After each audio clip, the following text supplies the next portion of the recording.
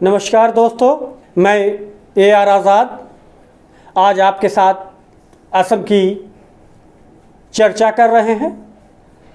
असम देश के उन 5 राज्यों में शुमार है जहां विधानसभा के चुनाव चल रहे हैं, यानी पश्चिम बंगाल की तरह असम भी एक प्रमुख सूबा है जिस पर पूरी दुनिया की नज़र टिकी हुई है, भारत की नज़र टिकी हुई है, असम के लोगों की नज़र टिकी हुई है और असम के पड़ोसी राज्यों की नज़र टिकी हुई है। क्योंकि असम में किसकी जीत होती है, किसके सर जीत का ताज होता है, इसको लेकर अभी से कोई क्लियर नहीं है। कोई ये दावा नहीं कर सकता कि असम में किसकी सरकार रहेगी, इसलिए कि असम में इस समय बीजेपी की सरकार है और बीजेपी फिर से अपने सत्ता वापसी के लिए एड़ी चोटी एक कर रही है। हर तरह से वो चाह रही है कि असम में उसकी सरकार बच जाए, क्योंकि इस सत्ता में बीजेपी है और बीजेपी चाह रही है कि असम से हमारा खूंटा नहीं उखड़े। लेकिन दूसरी तरफ कांग्रेस गठबंधन इस बार पूरी मजबूती के साथ असम में अपना झंडा फहराने के लिए, अपना झंडा गाड़ने के लिए, अपना खूंटा ठोकने के लिए जद्दोजहद में जुटी हुई है। असम में जिस तरह का चुनावी समीकरण हुआ है, राजनीतिक समीकरण हुआ है और जिस तरह से गठबंधन हुआ है, जिस तरह से तोड़जोड़ हुआ है, उसके बाद असम में कुछ भी कहना अभी संभव ही नहीं है, किसी के लिए संभव नहीं है, चाहे वो सत्ता पक्ष के फेवर में या सत्ता विरोध के फेवर में। कहा नहीं जा सकता कि असम में किसकी वापसी हो रही है। असम में एक तरफ हिंदू वोटों का ध्रुवीकरण हो रहा है, दूसरी तरफ मुस्लिम वोटों के ध्रुवीकरण का आरोप भी लग रहा है। दरअसल असम में बदरुद्दीन अजमल एक ऐसे फैक्टर हैं जिनकी वजह से मुस्लिम वोटों के ध्रुवीकरण की बात की जा रही है और असम में मुसलमानों की तादाद भी अच्छी खासी है। 2011 की जनगणना की माने तो असम में मुसलमानों की तादाद 34% है और जब तादाद 34% है तो जाहिर है कि कई ऐसे विधानसभा क्षेत्र हैं जहां मुसलमानों के वोट निर्णायक होते हैं। जिन विधानसभा क्षेत्रों में मुसलमानों की नज़रें इनायत हो जाती हैं, उस विधानसभा क्षेत्र से वे लोग जीत जाते हैं और जिन पे नज़रें इनायत नहीं होती है उन्हें विधानसभा पहुंचना उनके लिए बहुत मुश्किल हो जाता है। दरअसल असम में बंगाली मुसलमान और बंगाली हिंदू की तादाद सबसे ज़्यादा है।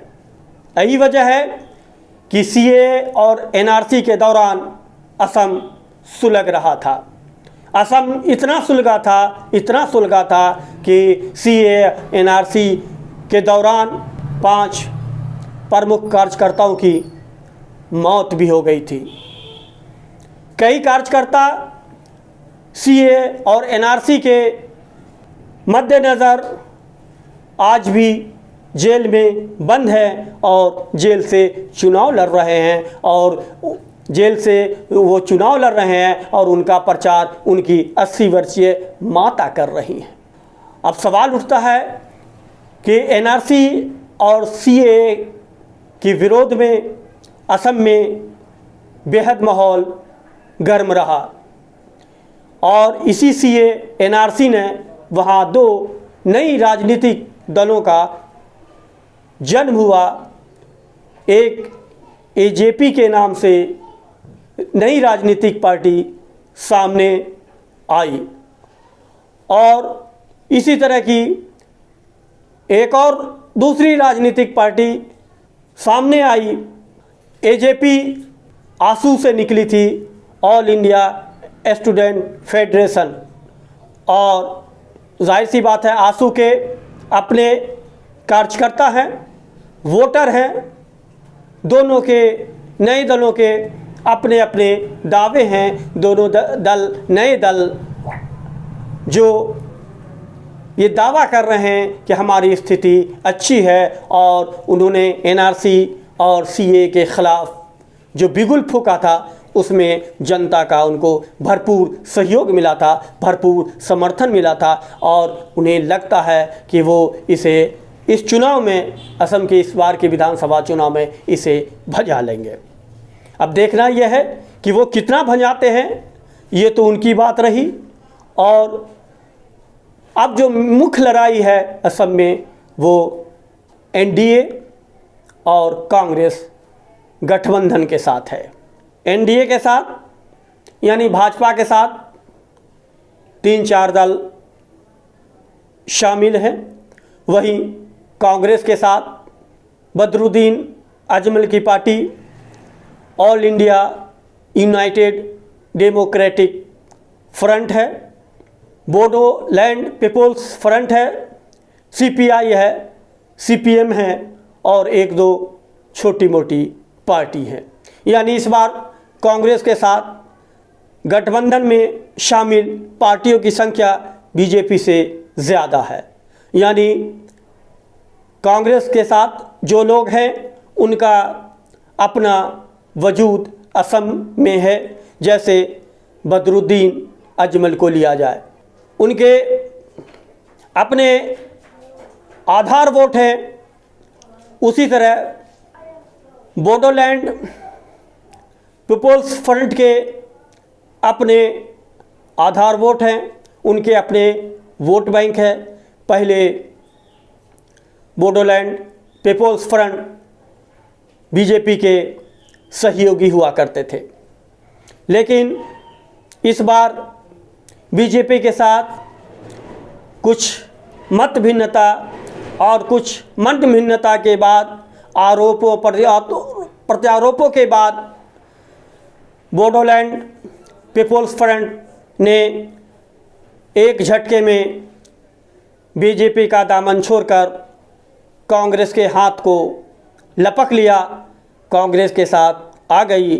जाहिर सी बात है कि असम में कांग्रेस का भी अपना एक जनाधार है, और जब कांग्रेस का अपना जनाधार है, बोडोलैंड पीपुल्स फ्रंट का एक अपना जनाधार है, और बदरुद्दीन अजमल की पार्टी का अपना जनाधार है, जिसके बाद कुछ कयास और कुछ अंदाज लगाया जा रहा है कि संभव है असम में सत्ता परिवर्तन न हो जाए।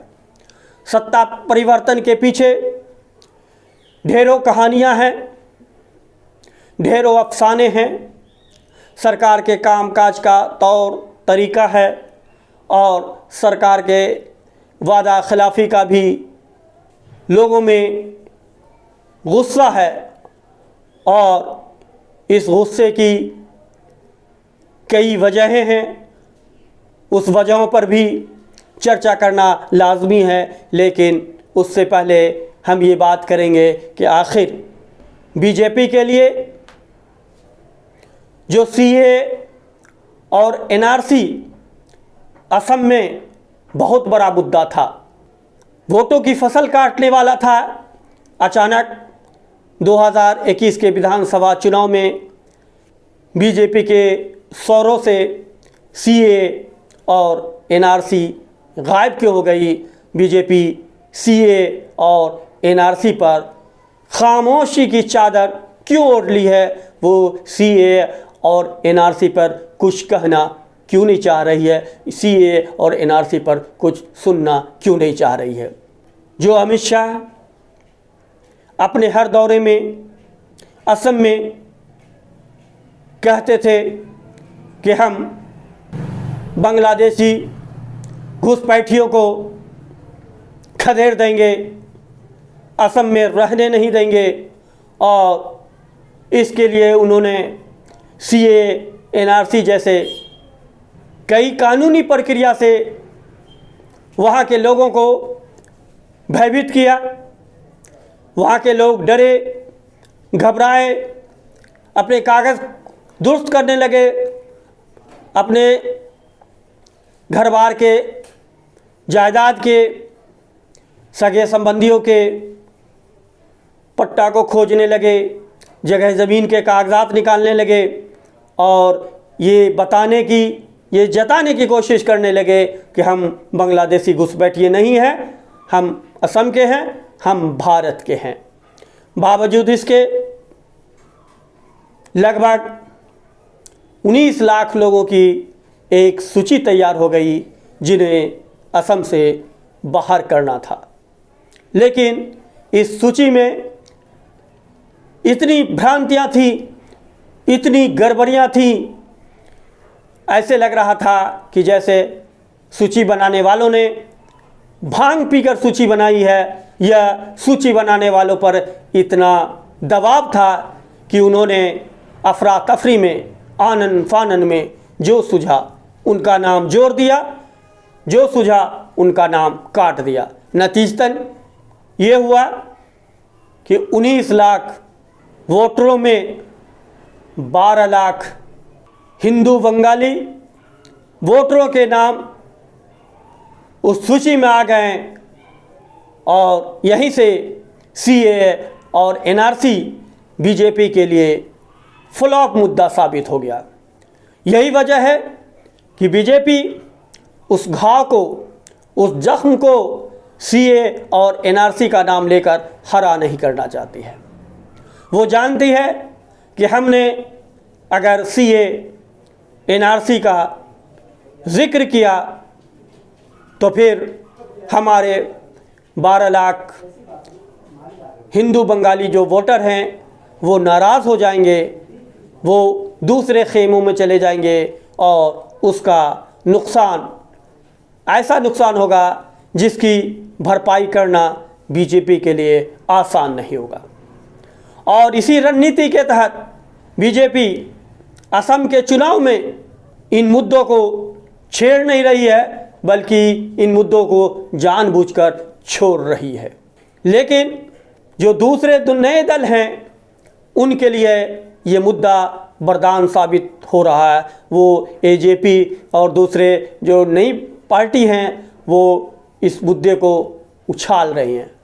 ये दोनों राजनीतिक पार्टियां एनआरसी और सीए के मुद्दे पर ही चुनाव लड़ रही हैं और बीजेपी को जनता के सामने कटघरे में खड़े कर रही हैं। जनता के सामने बीजेपी पर सवाल दर सवाल उठा रही हैं और बीजेपी से इस सवाल का जवाब मांग रही हैं। लेकिन बीजेपी के पास इस सवाल का कोई जवाब नहीं है। इसलिए बीजेपी, पूरी असम बीजेपी, केंद्र की नेतृत्व पूरे का पूरा असम में इस मुद्दे पर गौन है, खामोश है, चुप है। उसके मुंह से एक शब्द नहीं निकल रहे हैं और वो इस मुद्दे को छोड़कर ही दूसरी बात कह रही है।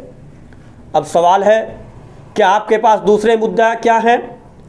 आपकी सरकार है और आपकी सरकार ने जो वादे किए उस वादे को जनता के सामने पूरे नहीं किए हैं। जनता, वैसी जनता जो आपसे वादे लिए, आपको वोट दिए, आपकी सरकार बनी, आप सत्ता में आए, आपने 5 साल पूरे किए और जनता के 5 सवालों का आज तक आपने जवाब नहीं दिया, जनता की समस्याओं का हल नहीं किया और जनता के वो वादे के वादे ही रह गए। और यही वादे फिर से जनता आपके सामने चुनाव में खड़ा कर रही है, आपको आईना दिखा रही है कि आपने हमारे वादे पूरे नहीं किए, क्या हुआ तेरे वादे। वो कसम, वो इरादे और जनता के ये वादे के सवाल बीजेपी को परेशान कर रही है। असम में बीजेपी जनता के इन सवालों को लेकर भी परेशान है। अब आप समझिए, असम चाय बागान के लिए मशहूर है। असम की चाय की खुशबू पूरी दुनिया में फैली हुई है। असम की चाय के घूंट हमें सुकून देते हैं और हम चाय का लुत्फ़ उठाते हैं। उसी चाय बागान के कर्मचारी बरसों बरस से, यानी लगभग 5 वर्षों से बीजेपी के उस भरोसे को गले लगाए हुए हैं कि शायद आज न कल वो उसे पूरा कर दे, लेकिन बीजेपी ने उनको वादे करने के बावजूद उनके वादों को अंगूठा दिखा दिया। हम बात कर रहे हैं चाय बागान के उन मज़दूरों की, जिन मज़दूरों को आज भी वहाँ महज 167 रुपये की दिहाड़ी मिलती है। अब आप समझ सकते हैं कि इस महंगाई में 167 रुपये की दिहाड़ी कौन से पैमाने पर फिट बैठता है। कौन सा शर्म कानून बताता है कि 167 रुपये भी किसी की दिहाड़ी हो सकती है, किसी की मजदूरी हो सकती है। यानी सरेआम शर्म कानून का उल्लंघन कहीं देखना हो तो बीजेपी के शासित प्रदेश असम में आप देख सकते हैं।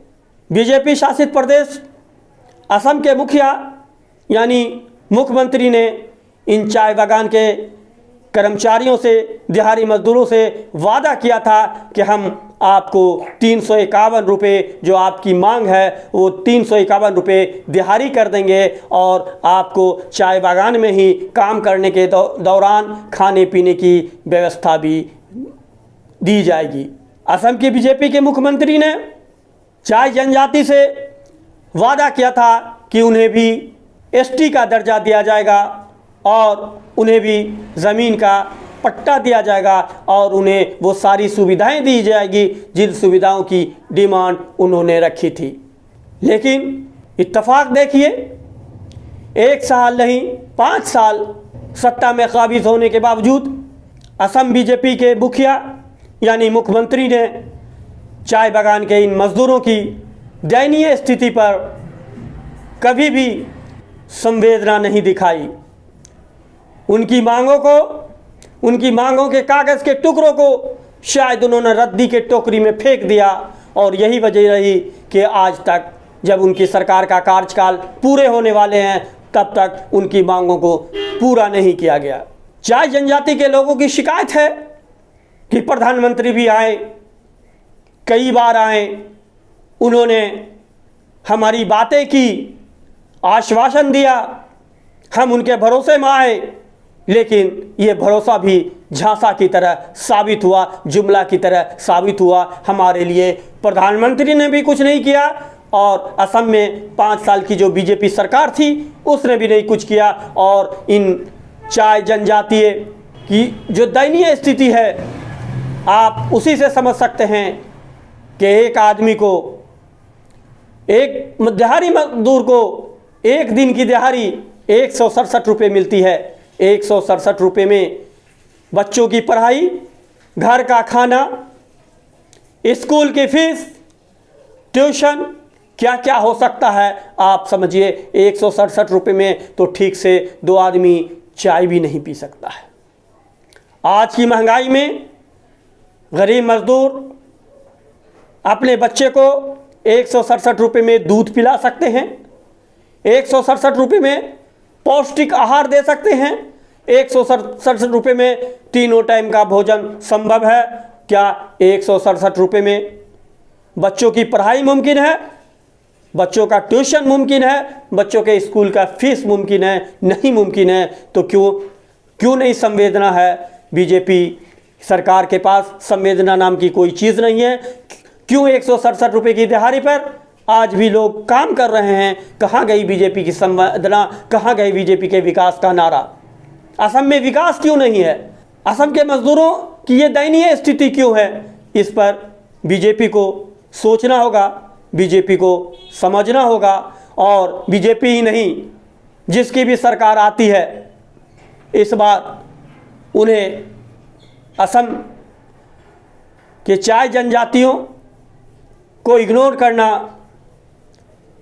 आसान नहीं रह जाएगा, इसलिए कि इनकी भी अपनी वहाँ जनाधार है। 126 सीटों में से कई सीटों पर इनका अपना दबदबा है, रसूख है और इनका अपना वोट बैंक है। बहरहाल बीजेपी ने 2016 के विधानसभा चुनाव में अच्छे नतीजे लाए थे। 126 विधानसभा सीटों में से 60 पर उन्होंने अपना कब्जा जमाया था। उनके सहयोगी को 14 सीट मिली थी। एजीपी को असम गण परिषद जो उनकी सहयोगी है उनको 14 सीटें मिली थी। बदरुद्दीन अजमल 13 सीट लाए थे और कांग्रेस को 26 सीटें मिली थी। इस बार यानी 2016 के बाद 2021 में यानी 5 साल के बाद होने जा रहे विधानसभा चुनाव में बाजी पलटती है, स्थिति बदलती है, यह वही रहती है। यह आने वाला वक्त दिलचस्प है और वहाँ की जनता, वहाँ के वोटर फैसला करने के लिए आतुर हैं। वो असम की जनता, असम के वोटर एक ऐसी सरकार लाने की जद्दोजहद में है, एक ऐसी सरकार लाना चाहते हैं जो सरकार उनकी अपनी हो, बात बनाने वाली सरकार नहीं हो। और जो बात बनाएगी जाहिर सी बात है कि वो लंबे समय तक नहीं रह सकती है। ये वही सरकार रह सकती है जिस सरकार पे जनता का विश्वास भी हो और जनता की जो ज़रूरतें हैं, जनता से जो वादे किए जाते हैं वो वादे पूरे हो, तभी जनता उस सरकार को स्थिर सरकार रहने देती है। वरना जनता को किसी भी सरकार का खूंटा फेंकने पे खूंटा उखाड़ने को कोई रोक नहीं सकता है। और अब हम एक असम विधानसभा चुनाव के एक मजबूत फैक्टर बदरुद्दीन अजमल पर बात करते हैं। दरअसल बदरुद्दीन अजमल के कांग्रेस के साथ गठबंधन करने से बीजेपी हक्का बक्का है, क्योंकि बीजेपी को ये लग रहा था कि बदरुद्दीन अजमल कांग्रेस के साथ गठबंधन नहीं करेंगे और दोनों अलग अलग जब चुनाव लड़ेंगे तो इसका फ़ायदा बीजेपी को मिल सकता था। बदरुद्दीन अजमल और कांग्रेस के बीच में जो अभी गठबंधन हुआ है वो गठबंधन और वो कांग्रेस प्रेम कोई नया नहीं है। बदरुद्दीन अजमल को राजनीति में आए हुए लगभग 16 साल हुए हैं। यानी बदरुद्दीन अजमल असम की राजनीति में 16 साल पहले आए और आते आते छा गए। बदरुद्दीन अजमल जमीयत उलमाए हिंद की उपज हैं।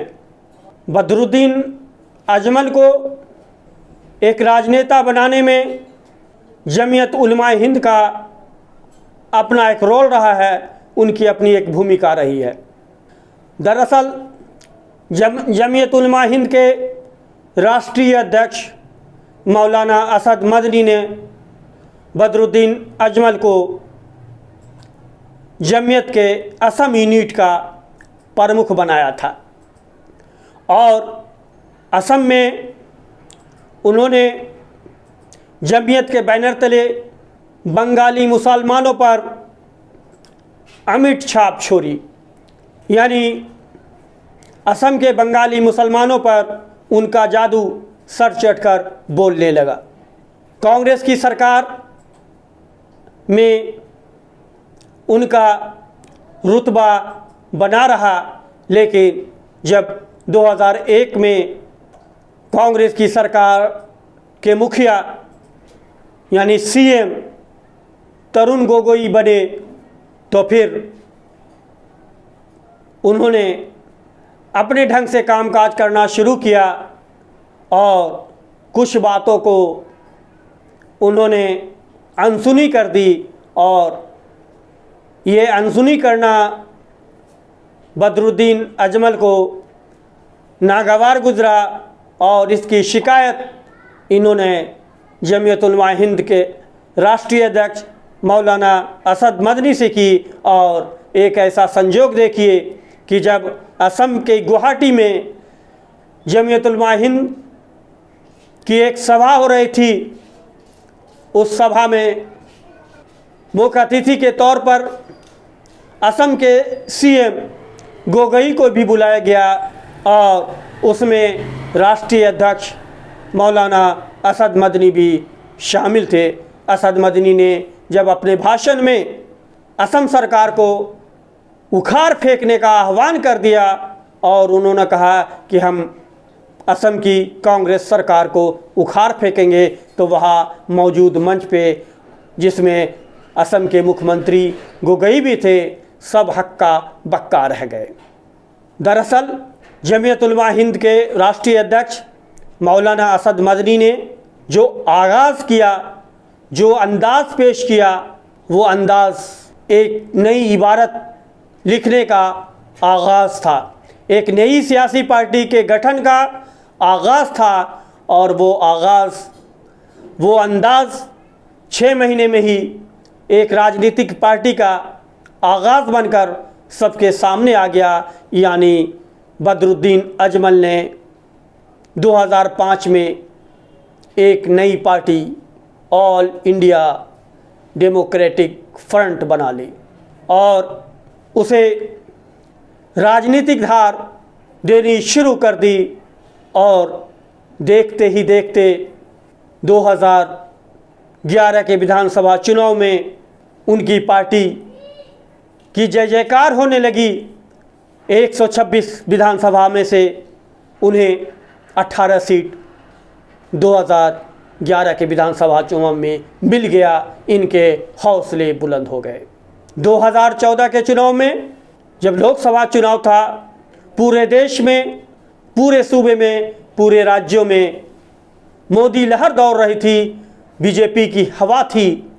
और तब बदरुद्दीन अजमल की पार्टी ने असम की 14 सीटों में से 3 सीटों पर अपना कब्ज़ा जमाकर सबको बता दिया और जता दिया कि हम भी किसी से कम नहीं हैं। 2016 के विधानसभा चुनाव में फिर बदरुद्दीन अजमल ने अपनी पार्टी को धार दी, धुआंधार प्रचार किया, पार्टी को बनाने और आगे बढ़ाने के लिए बहुत कुछ किया। लेकिन 2016 में उन्हें वो परिणाम, वो नतीजा नहीं मिला जो नतीजा 2011 में मिला था। लेकिन फिर भी ये नतीजा इतना बुरा नहीं था कि बदरुद्दीन अजमल की हर तरफ लोग शिकायत करें, छीछा-लेदर करें। दरअसल 2011 के विधानसभा चुनाव में बदरुद्दीन अजमल ने 18 सीटें लाई थी और 2016 के विधानसभा चुनाव में उन्हें महज 13 सीटें मिली थी। ये 13 सीटें यानी कांग्रेस की आधी सीट मिली थी, कांग्रेस को 26 सीटें मिली थी और बदरुद्दीन अजमल की पार्टी 13 सीट लेकर सिमट गई थी। यानी पिछले चुनाव के मुकाबले उन्हें 5 सीटों का नुकसान हुआ था। जब 2019 का लोकसभा चुनाव हुआ तो उसमें थोड़ा उनका परफॉर्मेंस गड़बड़ा गया, वो सिर्फ अपनी सीट बचा सके। यानी 2014 से 2019 आते आते उन्होंने अपने 2 लोकसभा की सीटों को गंवा दी, यानी 1 सीट पर रह गए। 2014 में उनके 3 सीट थे, लोकसभा के 3 सीट थे, लेकिन 2019 में 5 साल में उन्हें 2 सीटों का नुकसान हुआ और वो अपनी सीट किसी तरह बचा पाए। बदरुद्दीन अजमल का विवादों से भी बड़ा गहरा संबंध रहा है।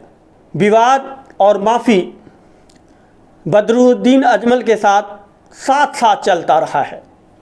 कई ऐसी घटनाएं हैं जिनकी वजह से बदरुद्दीन अजमल की छीछा-लेदर हुई, जग हंसाई हुई, लोगों को नुक्ताचीनी करने का मौका मिला, लोगों ने जमकर आलोचना की और हंसी उड़ाई। दरअसल एक बार बदरुद्दीन अजमल पत्रकारों से उलझ गए। एक पत्रकार को तो उन्होंने तपाक में इतना तक कह दिया कि चलो भागो यहाँ से, मैं तुम्हारा सिर फोड़ दूँगा, तुम्हें जो केस करना है केस करो, अदालत में मेरे लोग हैं, मैं तुम्हें देख लूँगा। इतना कहने के बावजूद उन्हें उस समय तो कुछ एहसास नहीं हुआ, लेकिन जब बाद में हर तरफ से इनके इस्तफाक मिजाजी का लोगों में चटखारे लेकर बातचीत शुरू हुई, लोगों ने इसकी जमकर आलोचना की, तो बाद में इन्होंने पत्रकारिता को चौथा स्तंभ का नाम देकर और उसका बखान करके उन पत्रकारों से माफ़ी मांग ली और इस तरह से इनके माफ़ी के बाद मामला थोड़ा शांत हुआ। बदरुद्दीन अजमल के विवाद का मामला यही नहीं थमा। जब लोकसभा में 3 तलाक पर बहस चल रही थी तो इन्होंने 3 तलाक के मामले में अपना विरोध जताते हुए एक ख़ास मुस्लिम मसलक पर टिप्पणी करते हुए उन्हें आतंकवाद तक कह दिया था। लोकसभा में एक मुसलमान दूसरे मुसलमान को आतंकवाद से संबोधित करे, ये शायद अब तक के इतिहास का पहला मामला था। जमकर हाय तौबा मची, जमकर आलोचना हुई, जमकर इनकी छीछा लेदर हुई और तब जाकर इन्होंने माफ़ी भी मांगी और लिखित में माफ़ी मांगी और इस तरह से वो मामला भी दब गया। दरअसल बदरुद्दीन अजमल सियासी शऊर से ज़्यादा व्यापारी शऊर में माहिर माने जाते हैं। उन्होंने सियासत में उतना नहीं कमाया जितना व्यापार में कमाया है। बदरुद्दीन अजमल इत्र के व्यापारी हैं और उनका इत्र का धंधा ब्रिटेन और अमेरिका से लेकर खाड़ी के तमाम देशों में खुशबू फैला रहा है। इत्र की खुशबू से लबरेज होकर उन्होंने बेशुमार दौलत कमाई। जब बेशुमार दौलत कमाई तो जाहिर है कि उन्होंने कुछ मदरसे भी खोले, कुछ कॉलेज भी खोले, कुछ हॉस्पिटल भी खोले और कुछ यतीम खाना यानी अनाथालय भी खोले और उन्होंने लोगों के काम आए, लोगों के लिए कुछ काम आया। और यही वजह है कि बदरुद्दीन अजमल में वही गुण है जो गुण बीजेपी के अमित शाह और प्रधानमंत्री नरेंद्र मोदी में है। जिस तरह अमित शाह और प्रधानमंत्री नरेंद्र मोदी हिंदू के नफ्स को पकड़कर हिंदू वोटों का दुर्विकरण कर लेते हैं, उसी तरह बदरुद्दीन अजमल भी असम में बंगाली मुसलमानों का नब्ज़ पकड़कर मुस्लिम वोटों का दुर्विकरण करने में माहिर है और इस माहिरपन में उनका दूसरा कोई सानी नहीं है। इसलिए कि 2019 के लोकसभा चुनाव में उन्होंने मस्जिद को अपना चुनावी हथियार बनाया था और लोगों से कहा था कि अगर केंद्र में बीजेपी की सरकार सत्ता में वापस होती है तो फिर मस्जिदें नहीं बचेंगी। उन्होंने दावा किया था कि बीजेपी के पास 3500 मस्जिदों की लिस्ट है, जिसे वो आ गई तो ज़मींदोज़ कर दी गई। मुसलमानों में मस्जिदों को लेकर उसी तरह की उत्कंठा रहती है, सम्मान भाव रहता है, आदर रहता है, पवित्रता रहती है, जिस तरह मंदिरों को लेकर हिंदू भाइयों में उत्कंठा रहती है, पवित्रता बनी रहती है, आस्था रहती है। और ये हिंदुत्व कार्ड की काट के लिए मुस्लिम कार्ड खेलने में बदरुद्दीन अजमल बीजेपी से पीछे नहीं हैं। बदरुद्दीन अजमल 16 साल से लगभग सियासत कर रहे हैं, लेकिन उनकी सियासत की धार और दारोमदार असम तक सीमित है, बंगाली मुसलमानों तक सीमित है। उन्होंने कारोबार में इत्र की सरहद को लांघकर कपड़ा उद्योग में आए, रियल एस्टेट में उन्होंने कदम रखा, हेल्थ सेक्टर में उन्होंने कदम रखा, चमड़ा उद्योग में उन्होंने कदम रखा, लेकिन सियासत में वो बंगाली मुसलमानों तक सीमित रह गए।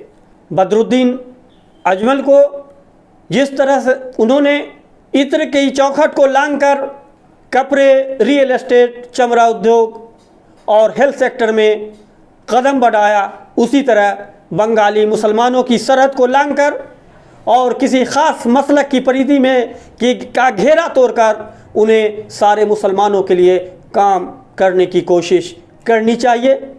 देश के मुसलमानों के लिए कुछ सोचना चाहिए। असम के घेरे को तोड़कर बाहर निकलना चाहिए। असम की परिधि, असम की सरहद को लांघ करके दूसरे सूबों तक जाना चाहिए। इसकी वजह यह है कि बदरुद्दीन अजमल जैसी शख्सियत हज़ारों साल के बाद पैदा होती है, क्योंकि जो एक साथ कारोबार को भी और सियासत को भी एक साथ साध सकते हैं। इसलिए बदरुद्दीन अजमल को असम से बाहर भी झांकने की ज़रूरत है। पूरे देश के मुसलमानों के लिए काम करने की ज़रूरत है। सियासी इस पार्टी को राष्ट्रीय फलक देने की ज़रूरत है और देश के काम आने की ज़रूरत है। सिर्फ असम की परिधि में घिरे रहने की ज़रूरत नहीं है। तो दोस्तों, ये वीडियो आपको कैसा लगा? असम पे हमने आपको वो सारी जानकारी देने की कोशिश की जो आपके लिए जानना ज़रूरी था। दोस्तों, आपसे निवेदन है कि हमारा पूरा वीडियो देखें और मुझे सलाह दें, मुझे मशवरा दें, मुझे अपने सुझाव से अवगत कराएं ताकि हम बेहतर से बेहतर तर कर सकें। और इसी गुजारिश और अनुरोध के साथ एक और विनती आपसे कि हमारे YouTube चैनल दूसरा मत को अब तक आपने सब्सक्राइब नहीं किया तो ज़रूर सब्सक्राइब कर लें। जब जागे तभी से मेरा आज ही सब्सक्राइब कर लें और इस विनती को, इस अनुरोध को आप मानेंगे, ऐसी आपसे हमारी आशा है। धन्यवाद। हमारा नाम दूसरा मत है। सच होते हैं हमारे शब्द, न हम सरकार के विरोधी न विपक्ष के पक्षधर। हमारे लिए देश सब कुछ, जनमानस के लिए ही हमारे शब्द परखर।